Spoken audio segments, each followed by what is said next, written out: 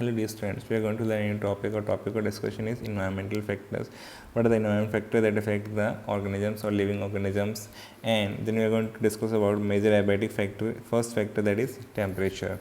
This video is going to be very important, therefore watch the video till the end. Hello प्यारे बच्चों, इस video में discuss करने वाले नया टॉपिक, हमारा टॉपिक का डिस्कशन होगा इन्वायरमेंटल फैक्टर्स। कौन से इन्वायरमेंटल फैक्टर हैं जो कि ऑर्गेनिज्म से लिविंग ऑर्गेनिज्म को अफेक्ट करते हैं, साथ में मेजर एबायोटिक फैक्टर्स कौन से हैं, और उसमें से पहला टेम्परेचर डिस्कस करने वाले हैं। My name is Deepak Lathar. I am going to explain all this in video. Now let's start the video. Our topic is environmental factors। क्या होते हैं? देखो environment के factors, environmental factor को देखोगे दो तरह के हो सकते हैं बेटा। एबायोटिक फैक्टर हो सकते हैं, नॉन लिविंग जो कंपोनेंट है वो हो सकता है, या बायोटिक फैक्टर हो सकते हैं जो किसी ऑर्गेनिज्म को या किसी स्पीसीज को इफेक्ट करते हैं। एबायोटिक फैक्टर के एग्जाम्पल अगर आप देखोगे तो यहाँ पे एबायोटिक फैक्टर को तीन में डिवाइड कर सकते हैं, क्लाइमेटिक फैक्टर्स, एडिफिक फैक्टर्स और टॉपोग्राफिक फैक्टर्स। एबायोटिक में क्लाइमेटिक में एग्जांपल जैसे कि टेम्परेचर, वाटर, लाइट, ये किसका एग्जांपल है? क्लाइमेटिक एबायोटिक फैक्टर का एग्जांपल है। ये किसी भी ऑर्गेनिज्म को, किसी लिविंग स्पीसीज को इफेक्ट कर सकते हैं। नेक्स्ट है इसमें इडेफिक, जो कि क्या है? सोयल। सोयल से एडिड होगा तो इडेफिक फैक्टर बोला जाता है बेटा, तो सोयल भी एक जो है एबायोटिक फैक्टर है। फिर नेक्स्ट है स्लोप एंड एल्टीट्यूड। स्लोप और जो है हाइट, यहाँ पे ये टोपोग्राफिक फैक्टर्स हैं जो कि एबायोटिक फैक्टर का ही पार्ट है। इसके अलावा यहाँ पे बायोटिक फैक्टर में बात की जाए तो बायोटिक फैक्टर में पैथोजेंस जो किसी ऑर्गेनिज्म को, स्पीसीज को इफेक्ट करते हैं वो उसको इफेक्ट कर सकते हैं, उसकी ग्रोथ को। पैरासाइट्स भी ग्रोथ को इफेक्ट कर सकते हैं किसी स्पीसीज की, ऑर्गेनिज्म की। प्रीडेटर्स भी जो है उसके साथ में इंटरेक्ट कर सकते हैं, और कॉम्पिटिटर्स भी किसी भी स्पीसीज या ऑर्गेनिज्म की ग्रोथ को इफेक्ट करने का काम कर सकते हैं। तो हम यहाँ पे डिस्कस करेंगे बेटा वन बाय वन। पहले हम एबायोटिक फैक्टर को डिटेल में डिस्कस करेंगे, फिर हम बायोटिक फैक्टर को जिसमें पैथोजेंस, पैरासाइट्स, प्रीडेटर, कॉम्पिटिटर सब डिटेल में डिस्कस होगा। तो पहले एबायोटिक के साथ स्टार्ट करेंगे। जैसे यहाँ पे एग्जाम्पल के साथ समझा रखा है, एनवायरमेंटल फैक्टर्स अफेक्टिंग ये प्लांट को कौन कौन हो सकते हैं। सेम होगा, दो टाइप के होंगे, एबायोटिक और बायोटिक फैक्टर्स। एबायोटिक में हमने देखा था क्लाइमेटिक फैक्टर। क्लाइमेटिक फैक्टर में हमने क्या देखा? देखो टेम्परेचर यहाँ सनलाइट को टेम्परेचर इसी से डिपेंड करेगा, वाटर प्रेसिपिटेशन से डिपेंड करेगा, ठीक है। लाइट, तो लाइट यहाँ से आ गया। साथ में क्लाइमेटिक फैक्टर में क्या आ जाएगा बेटा? Carbon dioxide and water vapour कितना है इस पर डिपेंड करेगा, और साथ में विंड का इफेक्ट जो है प्लांट के ऊपर कैसा है। तो ये सब क्या है? Climatic factors. फिर नेक्स्ट है इडेफिक फैक्टर बेटा। इडेफिक फैक्टर में सोयल से एडिड फैक्टर क्या आ जाएगा? जैसे सोयल स्लोप कैसा है, ठीक है, टॉपोग्राफिक वाला। सोयल में वाटर कितना है, ये हो जाएगा आपका इडेफिक फैक्टर। उसके अलावा मिनरल्स किस टाइप के हैं सोयल में, ये भी इडेफिक फैक्टर हो जाएगा। सोयल के अंदर एयर या पोरोसिटी कितनी है, कितनी एयर को, वॉल्यूम को ये ट्रैप कर सकते हैं जिससे ऑक्सीजन अवेलेबिलिटी की कमी ना हो रूट्स को। तो सोयल एयर से लेके minerals, soil slope, soil water, ये सब किसके एग्जाम्पल हैं बेटा? Edaphic factor. इसमें फिजिकल नेचर ऑफ सोयल भी आ जाएगा। फिर आता है बायोटिक फैक्टर में। बायोटिक फैक्टर में क्या क्या आ जाएगा बेटा? जैसे बायोटिक फैक्टर में कौन से बर्ड्स इस प्लांट पे डिपेंड है खाने के लिए, कौन से इंसेक्ट इसको अटैक कर सकते हैं, मैन इसको अब काम के लिए यूज़ कर सकता है, खाने के लिए यूज़ करेगा, ये भी इसकी लाइफ के लिए मैटर करेगा। ग्रेजिंग एनिमल्स हैं जो प्लांट्स को खाते हैं, वो एनिमल्स आकर के इस प्लांट की ग्रोथ को इफेक्ट कर सकते हैं। अगर ये प्लांट यंग होगा तो ज़रूर इफेक्ट कर सकते हैं आराम से। रोडेंट्स जो हैं इसको इफेक्ट कर सकते हैं। प्लांट पैथोजेंस इसको अटैक कर सकते हैं बेटा, बैक्टीरिया, वायरस, सारे माइक्रोब भी अटैक कर सकते हैं। और एपीफाइट जो प्लांट दूसरे प्लांट के ऊपर ग्रो करते हैं उन्हें क्या बोलते हैं बेटा? एपीफाइट्स बोलते हैं। तो ये बायोटिक फैक्टर्स भी यहाँ पे और एबायोटिक फैक्टर दोनों इसकी ग्रोथ को इफेक्ट करने का काम कर सकते हैं। तो यही हम डिस्कस करने वाले हैं। पहले हम एबायोटिक फैक्टर देखें। इसमें मेजर एबायोटिक फैक्टर्स में पहला आता है बेटा temperature. Temperature is the most important ecologically relevant environmental factor. तो क्वेश्चन आ सकता है कौन सा सबसे important, most important ecologically relevant abiotic factor है बेटा? कौन सा होगा? टेम्परेचर। कौन सा होगा? टेम्परेचर।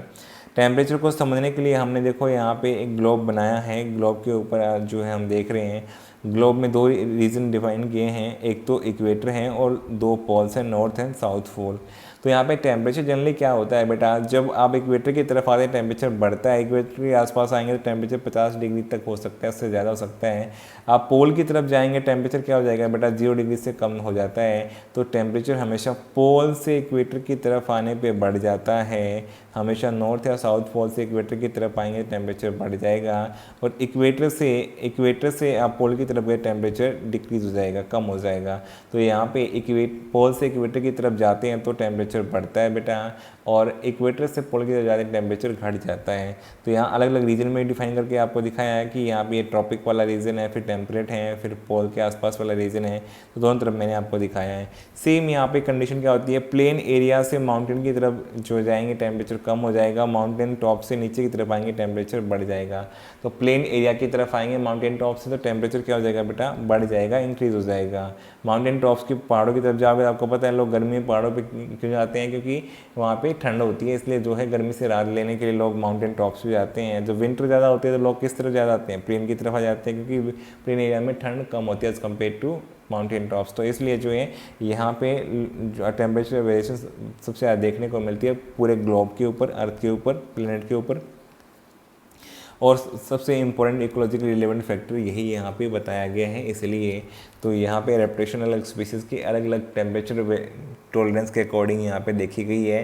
तो जो जिस टेम्परेचर में टॉलरेट कर सकते हैं ऑर्गेनिज्म उस तरह के क्लाइमेट में देखे जाते हैं। टेम्परेट में अलग टाइप के प्लांट एनिमल मिलते हैं, और फ्लोरा फौना ट्रॉपिक्स का अलग होता है, और जो पोलर एरियाज होते हैं उसका थोड़ा सा अलग रहता है, आर्कटिक का या अल्पाइन वाले का। तो यहाँ पे आपको डिफरेंसेस देखने को मिलते हैं डिस्ट्रीब्यूशन ऑफ स्पीसीज़ में भी।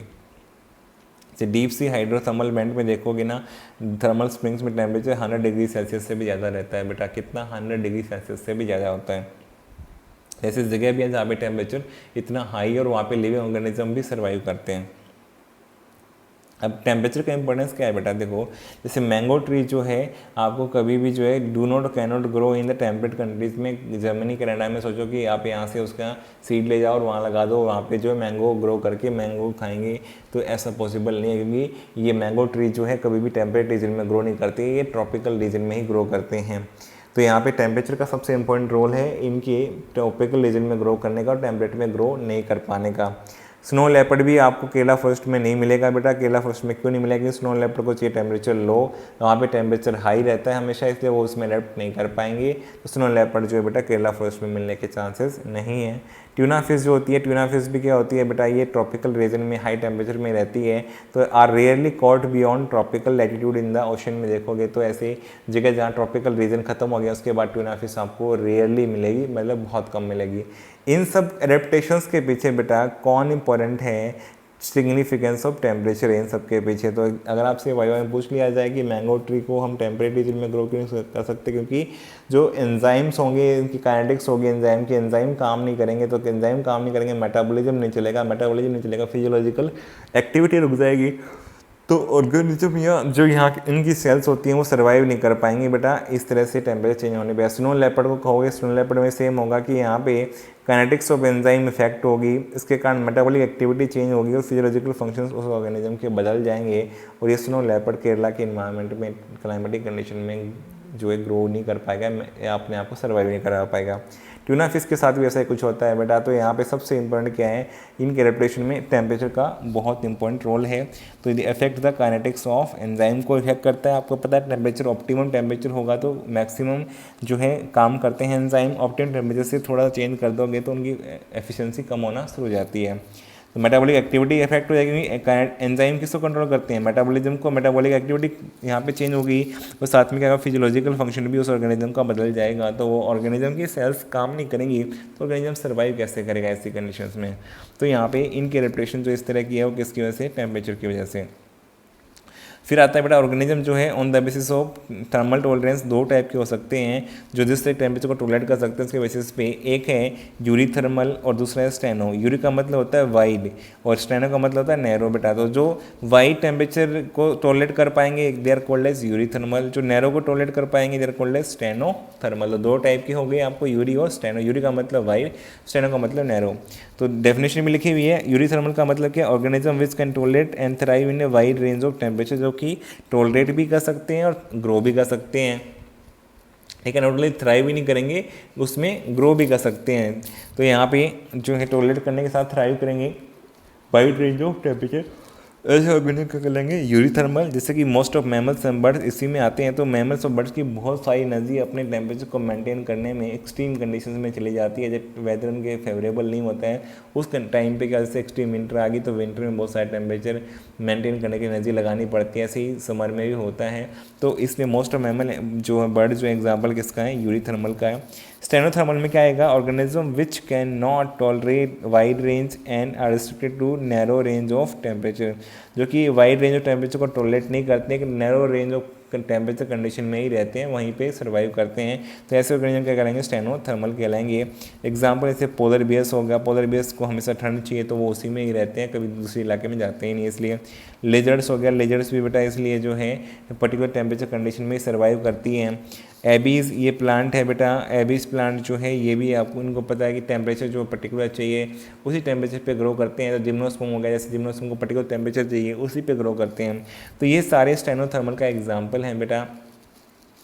तो यहाँ पे ये भी बताया गया एनसीईआरटी देखो कि जैसे level of thermal tolerance of different species determine to large extent the geographical distribution को यहाँ डिटरमाइन करता है।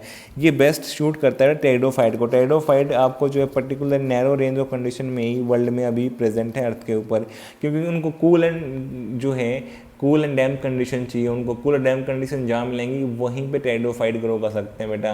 तो उनके लिए ऐसी रिस्ट्रिक्शन है ये वाली, तो इसलिए वो एक नैरो एरियाज़ में ही ग्रो करते हुए देखे जाते हैं। टेरिडोफाइट पूरे अर्थ के ऊपर नहीं होते हैं। जबकि आप एंजियोस्पर्म को देखो, इनकी जो है टॉलरेंस बहुत ज़्यादा है, तो पूरे एक्सट्रीम टेम्परेचर से लेकर के बिल्कुल लो टेम्परेचर तक ग्रो कर सकते हैं। तो एंजियोस्पर्म पूरे अर्थ के ऊपर डिस्ट्रीब्यूट हो रखे हैं। तो यही डिफरेंस है कि बेटा डिस्ट्रीब्यूशन का इफेक्ट हो सकता है, सेम एनिमल के साथ भी पॉसिबल है। तो यहाँ पे नेक्स्ट आता है फिर ऑर्गेनिज्म का जो है क्लासिफिकेशन फिर से हो सकता है on the basis of thermo regulation and homeostasis के बेसिस पे, जो अपना थर्मो या टेम्परेचर रेगुलेट कर सकते हैं या नहीं कर सकते हैं। जो रेगुलेट नहीं कर सकते उनको क्या बोलेंगे, एक्टोथर्म्स। जो कर सकते हैं उनको क्या बोलेंगे, एंडोथर्म्स।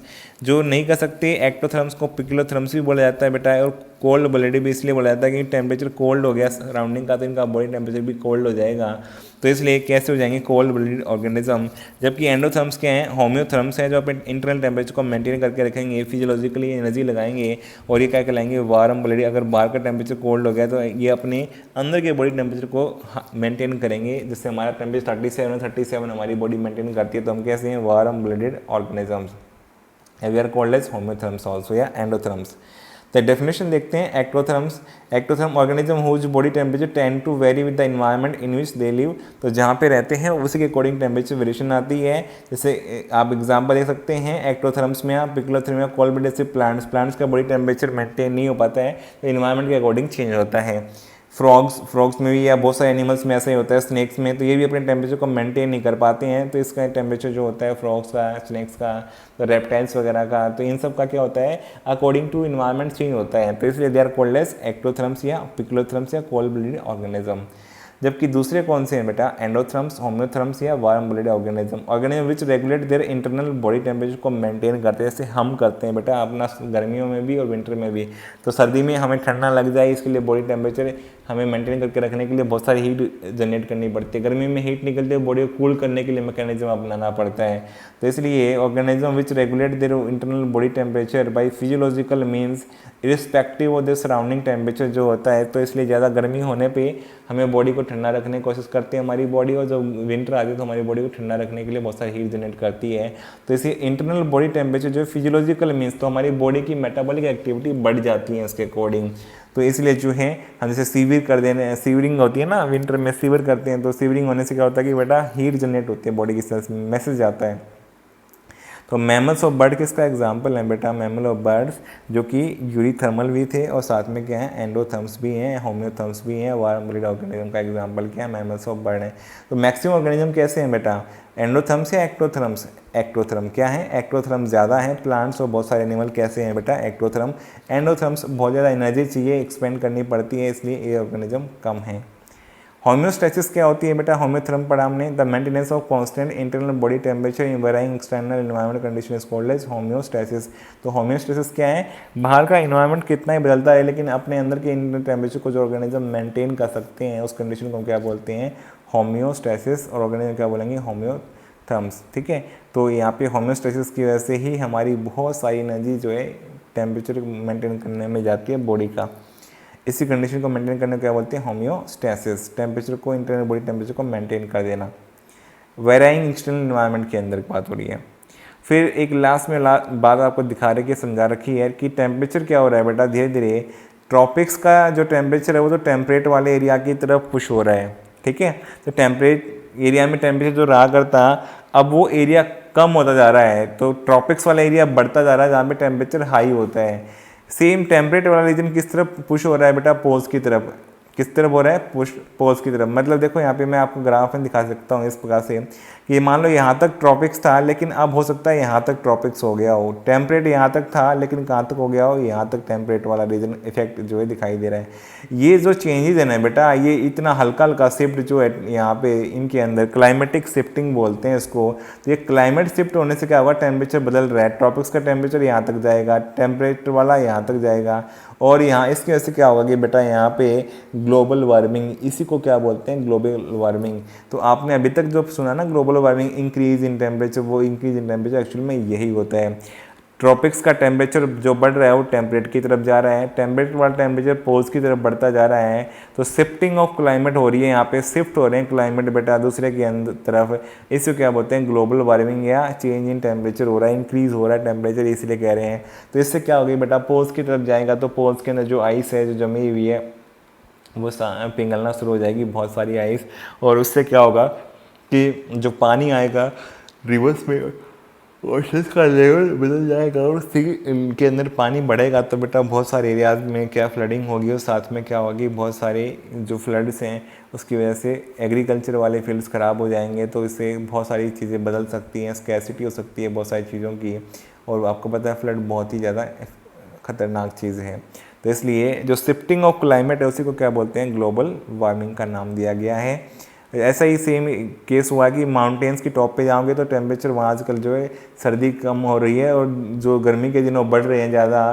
तो उसकी वजह से क्या हुआ कि यहाँ पे चेंज होने की वजह से स्पीसीज डिस्ट्रीब्यूशन भी यहाँ पे देखने को मिल रहा था कि वो चेंज हो रहा है, कि डिफरेंट टाइप के प्लांट और जो हाई टेम्परेचर को टॉलरेट करते हैं वो एनिमल प्लांट वहाँ पे ज़्यादा ग्रो करने लग गए हैं। तो चेंज स्पीसीज डिस्ट्रीब्यूशन इसलिए हो रहा है कि बेटा चेंज इन टेम्परेचर हो रहा है हायर एल्टीट्यूड के ऊपर, माउंटेन्स टॉप के ऊपर भी।